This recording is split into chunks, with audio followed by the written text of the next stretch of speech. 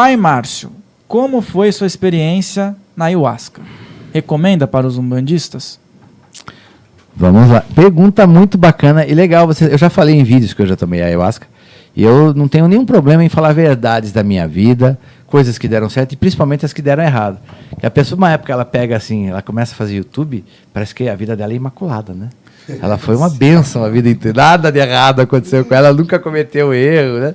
Eu acho isso uma hipocrisia, para falar a verdade. Eu acho legal que quando eu falo dos meus erros, dos erros que eu cometi, as pessoas criam uma identidade muito forte. Ela fala, pô, ele tem coragem de ir lá falar, pô, que legal, né? E eu falo o que eu fiz para melhorar, para sair daquela situação, eu acabo ajudando tanta gente, né? Mas aí ela está perguntando assim, eu tomei ayahuasca 6 vezes no total, né? Posso falar sem nenhum medo de errar, que as 4 primeiras vezes eu não senti absolutamente nada. A penúltima vez eu senti presença, energia boa me circundando. A última foi bem louca, tá? E bem louca em que sentido?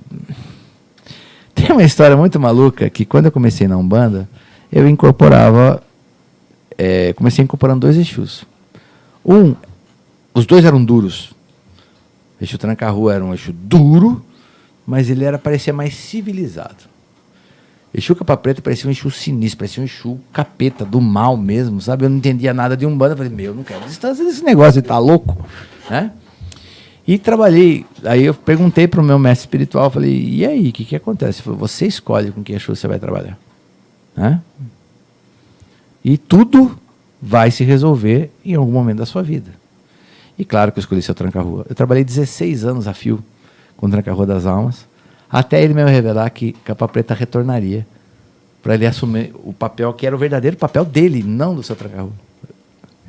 Nessa transição, foi essa última vez que fui tomar ayahuasca. E foi muito engraçado, que eu cheguei a ter uma percepção, no sentido assim de... Eu cheguei a ver o Pai Jacó, e o Pai Jacó falava assim, sua conversa não é comigo, eu estou aqui só para zelar de você. Daí eu olhei e vi todos os meus Exus, sub-reconheci imediatamente cada um deles, Exu das Matas, seu Tranca-Rua, e seu Capa mais afastado. Aí eu cheguei para o seu Capa e eu pedi perdão. Eu falei, seu Capa, me perdoe. Eu não os conhecia, eu não entendia nada, né? Ele falou, você não percebeu que sua vida não prospera? A minha existência não anda e a sua vida não prospera. Você não percebe isso? E foi muito maluco, porque foi pedir perdão, a gente não se abraçou, mas a gente fez as pazes, sabe? Foi um negócio muito louco isso. E depois daquilo ele começou a se manifestar.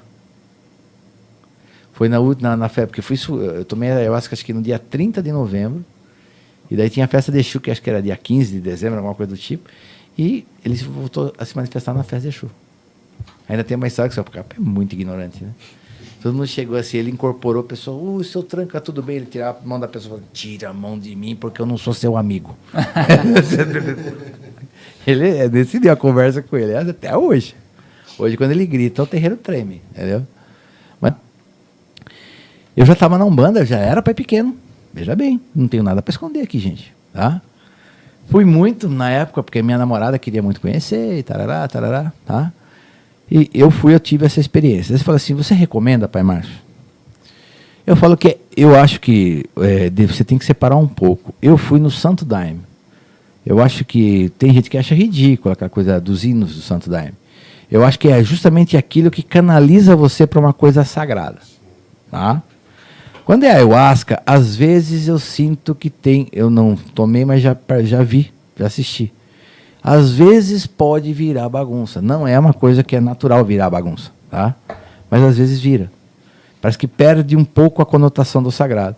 E para que o princípio da ayahuasca, né, o DMT do ayahuasca te leve a uma situação interna, endógena, favorável a você, você precisa ter criar um ambiente sagrado para aquilo. Senão não vai funcionar. Tá? Porque daí a pessoa fala, nossa, tomei uma paulada. Essa paulada que é o despertar da consciência abrupta da pessoa, que chama de paulada, tá? Ela é positiva. Peia. Peia. Tá?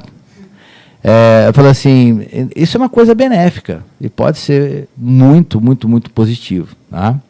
O que eu acho é o seguinte, se você é uma pessoa que tem vícios, eu acho que o ayahuasca é muito bacana, precisa despertar a consciência, quer abrir alguns canais, eu acho importante trabalhar da ayahuasca. O que eu não posso aceitar é consumo de ayahuasca conjuntamente com o trabalho de Umbanda. Poxa, Márcio, por quê? Eu tive... Não vou falar isso que a pessoa vai ficar magoada comigo, mas eu tive a tristeza, né? Eu ia falar uma outra palavra pior. De frequentar um trabalho de Umbandaime, uma vez. Olha. E aquilo foi horrível para mim. Não era nem... Eu acabei incorporando o caboclo, meu caboclo veio, nunca vi o seu Sete Festas, é um homem muito bom, muito tranquilo. Ele parece que eu ia de ponta cabeça, começou a dar ordem para todo mundo. Eu tinha 5 anos de mediunidade. Tá? Começou a dar ordem para todo mundo, fez isso, fez aquilo. Tem uma coisa que eu nunca esqueço, olha como que a vida é engraçada, né? Daí ele foi lá, tinha uma mesona de fruta, ele pegou 3 laranjas numa mão só. Ele pegou, até hoje eu tento fazer isso, eu não consigo. Ele pegou 3 laranjas com uma mão, 3 laranjas assim, médias, tá? Pegou, subiu um barranco de 4 metros de altura, subiu só com os pés. Até hoje, como que ele conseguiu? O barranco era assim, vai. Para não falar que era assim, ele era assim. Tinha assim, 80 graus de curvatura, né? de inclinação. Ele subiu e começou a descascar a laranja com a mão de lá de cima, ele olhava todo mundo. Olhava todo mundo.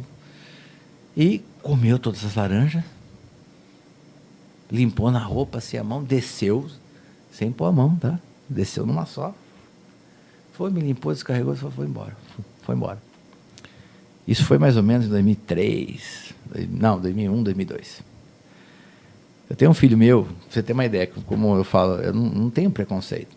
Eu tenho um filho meu que ele tem um terreiro de Umbanda, né? Ele toca Umbanda acho que 2 vezes na semana, no sábado ele faz consagração. Só que é uma pessoa séria, né? E ele fala assim para mim, pai, contei essa história para ele. Você sabe por que seu caboclo pegou as laranjas? Aliás, o caboclo gosta de fruta, vou saber, né? Ele falou, não, porque a fruta cítrica corta o efeito da ayahuasca. Olha, ele queria Cara do céu, 15, 18, 20 anos depois de tudo acontecer, ele me fala, olha, essa quase cair de costas. Nossa, ele neutraliza. Olha que coisa doida. Mas eu falo para você, se você está em procura, se você tem visto, quer se libertar de algumas coisas, eu acho que é um caminho. Preocupações com a ayahuasca que eu tenho, de verdade, né? Eu conheço pessoas que acabam firmando seus pés na ayahuasca, e eu não tenho nenhum problema nisso. Quando você faz isso, a sua forma de se conectar ao sagrado. Mas eu vejo que a pessoa chega uma hora que ela não consegue mais ficar com a ayahuasca só na consagração. Daí começa aquela história, não, eu compro uma garrafa, eu deixo em casa. Vira a muleta porque da eu pessoa, né? A pessoa começa a virar, aquilo vira um vício. A pessoa se... E daí eu vejo médiuns que às vezes vêm da ayahuasca, que incorporavam lá, eu não deixo usar ayahuasca. Daí sem a ayahuasca eles não conseguem mais incorporar. Então são situações que muitas das respostas ou decisões que eu tomei, que tomo até hoje, elas são baseadas em situações práticas que eu vivi, né? Então, assim, eu acho, se você quer ayahuasca, acho que não tem problema nenhum, caminho maravilhoso. Como eu fui candomblé, particularmente, Márcio Caim, eu não me adaptaria no candomblé. Mas é uma religião, quando bem feita direitinho, é uma religião linda. Só que eu não me adaptaria, por uma questão pessoal minha. Mas eu não posso falar que candomblé é feito. O candomblé é maravilhoso. Só que eu prefiro a Umbanda, eu prefiro um caminho de caridade, porque o candomblé não tem, né, caminho dentro da caridade. Eles praticam caridade se eles quiserem, mas eles podem cobrar. A Umbanda não, ela é fundamentada toda em cima da caridade, né? Olha. Por isso, para mim, é muito importante a Umbanda. Eu acho que se não fosse assim, quem sabe eu não estivesse nessa religião. Os pilares principais, então é... Então, a ayahuasca é bom? É bacana, eu acho importante, acho que ajuda muita gente, e isso é indiscutível, tá? Mas eu acho que você tem que saber o que você quer da sua vida, e se for fazer, acima de tudo, em qualquer situação, respeite o sagrado. Isso eu bato em todos os meus cursos, todas as minhas palestras. Respeito ao sagrado. Se você tem isso, você tem tudo. Se você não tem isso, você não tem nada.